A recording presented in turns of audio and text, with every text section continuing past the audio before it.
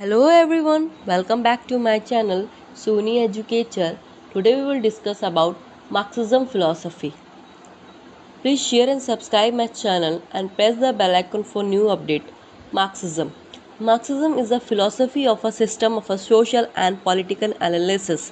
ये जो philosophy है जिसको कार्ल मार्क्स ने डेवलप किया है जो कि सोशल और पॉलिटिकल एनालिसिस बेस पे करके बनाया गया है. Karl Marx took the idea from Hegel individual develop ideas to improve and develop society. ये जो कार्ल मार्क्स की थ्योरी है वो हेगल के थ्योरी से इंस्पायर होके डेवलप किया गया है जो कि individual developed idea to improve और सोसाइटी को डेवलप करना था. This idea was further developed by Marx and Frederick Engels. ये जो आइडिया है वो मार्क्स और फ्रेडरिक के द्वारा दिया गया. During Industrial Revolution, the society was divided into owner means of production and laborers. ये मार्क्सिज्म फिलॉसफी है वो हमारे इंडस्ट्रियल रिवॉल्यूशन के लिए हुआ था क्योंकि जो सोसाइटी में दो टाइप के लोग हैं जो पहला जो ओनर और दूसरे जो लेबर. ओके इन लोगों के द्वारा जो भी इनजस्टिस क्रिएट किया गया है वो लोगों के साथ उसमें इक्वालिटी लाने के लिए ये फिलॉसफी को लाया गया. His theory is a set in the background of French revolution during 19th century. ये थ्योरी 19th सेंचुरी पे बेस्ड करके मार्क्सिज्म थ्योरी डेवलप हुआ था. देन हम इसके कुछ प्रिंसिपल्स को देखेंगे. First, realisation of the word. यहाँ पे मार्क्सिज्म के जो प्रिंसिपल्स है उसमें इम्पॉर्टेंट है कि वर्ल्ड को रियलाइज़ करना. Okay then second, self knowledge. यहाँ पे बोला गया है कि खुद के नॉलेज को गेन करना या सेल्फ नॉलेज करना. Okay then third, free from alienation and deviation of work. यहाँ पे फ्री करना एलिनेशन से. एलिनेशन का मतलब है आइसोलेशन. ओके एंड वर्क को डिवाइड करना. ये जो भी काम डिवाइड किया है अनइक्वली उसको फ्री होना है. लाइक रिच पीपल कम काम करेंगे या फिर पुअर पीपल ज़्यादा करेंगे. इस जो ये चीज़ें इसको ख़त्म करना है. मार्क्सिज्म के जो प्रिंसिपल्स है इनमें ये इम्पॉर्टेंट था. Focus on production and distribution. यहाँ पे फोकस करना कि प्रोडक्शन अच्छा हो और डिस्ट्रीब्यूशन ठीक तरीके से हो. मींस सबको इक्वल काम मिले, कोई अनइक्वल ना हो. Okay fully responsibility of flourish and लेटेड टैलेंटेड. यहाँ पे क्या है ना, जो भी आपका टैलेंट है उसके अकॉर्डिंग काम दिया जाएगा. यहाँ पे कोई भी क्लास नहीं होगा कि अगर आप बोलें कि हाँ रिच हैं तो आपको कम काम करने को मिले या फिर आप पुअर हैं तो आपको ज़्यादा काम करना है. यहाँ पे जो भी होगा वो इक्वली होगा. टू गिव फ्रीडम, सबको फ्रीडम मिलेगा. यहाँ पे कार्ल मार्क्स की एक और थ्योरी है कैपिटलिज्म. ओके इस पे ही बेस्ड करके मार्क्सिज्म को डेवलप किया है कार्ल मार्क्स ने. ओके जो हम फर्स्ट ये जानते हैं कि कैपिटलिज्म है क्या.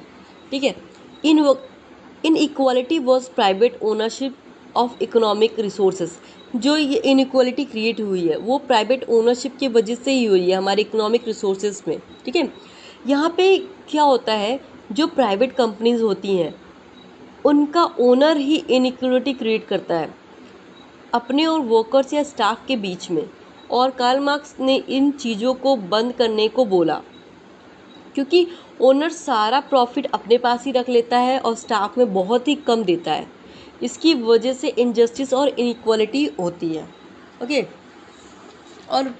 और भी बहुत कुछ बोला गया था और उन्होंने बोला यहाँ पे इक्वालिटी होनी चाहिए, क्लासलेस सोसाइटी होनी चाहिए. कोई भी क्लास नहीं होना चाहिए यहाँ पे, ना अपर ना लोअर ना मिडिल. ओके इसके लिए हमें सबको इक्वल अपॉर्चुनिटी देनी होगी, ट्राई करना होगा, इंश्योर करना होगा और पब्लिक कंट्रोल ओवर करना होगा. नेक्स्ट हम देखते हैं कार्ल मार्क्स के फिलॉसफी में कौन से मेटाफिजिक्स थे. First, matter is reality. Outlook to material world is the conception of nature. यहाँ मार्क्सिज्म में बोला गया था मटेरियल वर्ल्ड पे फोकस किया गया है, क्योंकि कार्ल मार्क्स ने जो डायरेक्टली मेथड लिया था जो कि हेगल का था, वहाँ पे भी मटेरियल वर्ल्ड को ज़्यादा फोकस किया गया था। इस वजह से मार्क ने यहाँ पे मटेरियल वर्ल्ड पे ज़्यादा फोकस दिया है। Matter is ultimate reality then god, it essential godless philosophy.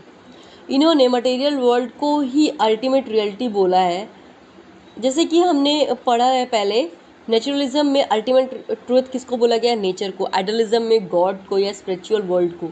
वैसे ही मार्क्सिज्म में मटेरियल वर्ल्ड पे ज़्यादा फोकस किया गया। Man itself is the product of natural productive animal. यहाँ पे मैन ही जो नेचर की हर एक चीज़ को प्रोडक्ट करता है, इसलिए प्रोडक्टिव एनिमल बोला गया है।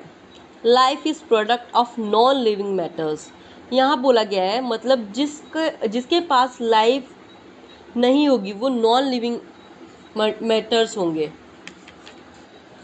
Then reason, thought and consciousness the product of human brain. अगर कोई ह्यूमन बीइंग में प्रोडक्ट है तो वो है रिएक्शन है, थॉट्स है और कॉन्शियसनेस है, because human thinks logically. Okay, with thoughts, reasoning, उनके अंदर थिंकिंग पावर होती है, इसलिए ह्यूमन को सबसे ऊपर रखा गया है। The mind is the reflection of this material reality. Mind की जो भी थिंकिंग होगी उस रिफ्लेक्शन हमारे मटेरियल वर्ल्ड पे पड़ेगा। Universe is infinite and it will continue to exist, believes in Darwin theory of evolution. यहाँ ड्रॉन थ्योरी ऑफ इवोल्यूशन के भी माना गया है, क्योंकि यूनिवर्स इज इन्फिनाइट और कंटिन्यूस चलता रहता है। देन हम यहाँ पे कुछ देखेंगे एपिस्टेमोलॉजीज को। First, objectivity of science, truth of science and discard all religions, faith, perception gives correct impression of things when we directly know them. True belief, not supernaturals, because knowledge, when it is tested, investigated and proved by evidence, knowledge thought out, the history is valuable sources for gaining knowledge. अगर हम truth को truth of science को जानेंगे और discard और religions को जानेंगे तो हमारा जो करेक्ट इम्प्रेशन पड़ेगा थिंग्स पे। हम सुपर नेचुरल पे बिलीव नहीं करेंगे, हम उन पे ही बिलीव करेंगे जिसको हम टेस्टेड कर रहे सकते हैं या फिर इन्वेस्टिगेट कर सकते हैं, प्रूव कर सकते हैं एविडेंस के साथ। Okay, then science and practices refine knowledge. Refine करेंगे आपका नॉलेज को साइंस और प्रैक्टिस के थ्रू। फिर देन यहाँ पे हम देखते हैं एक्सियोलॉजी, क्लासलेस सोसाइटी। यहाँ पे फोकस किया गया है कि क्लासलेस सोसाइटी हो, ठीक है, पीपल नेचर रिसोर्सेज की तरह है। जब भी यहाँ पे वर्किंग क्लास साइज होगी तो प्रॉब्लम होगा, इसको ही ख़त्म करना है, ठीक है, और इंडिविजुअल को फ्रीडम देना है और सबको एक साथ मिला के फ्रीडम बनाना होगा और मिलकर एक साथ स्टेट को सर्विस देना होगा। Okay, then values rooted class struggle. Values is not outside of socialist human experience. Society को बाहर कुछ भी नहीं है, हम जो भी एक्सपीरियंस करेंगे सोसाइटी में ही करेंगे, वहीं से वैल्यूज़ मिलेगा। Values is communist flexible, each new synthesis will create new values. Values एक कम्युनिज्म है, फ्लेक्सिबल है और न्यू सिंथेसिस को क्रिएट करने में न्यू वैल्यूज़ को। Okay, then value develop love esteem for labours. Labour के लिए वैल्यू को डेवलप करेंगे। नेक्स्ट हम देखते हैं मार्क्सिज्म इन एजुकेशन। यहाँ पे सेंट्रल एम है स्ट्रेंथ द स्टेट, स्टेट के ऊपर फोकस किया गया है यहाँ पे, building the class less society. Okay, third, knowledge is not a required for own,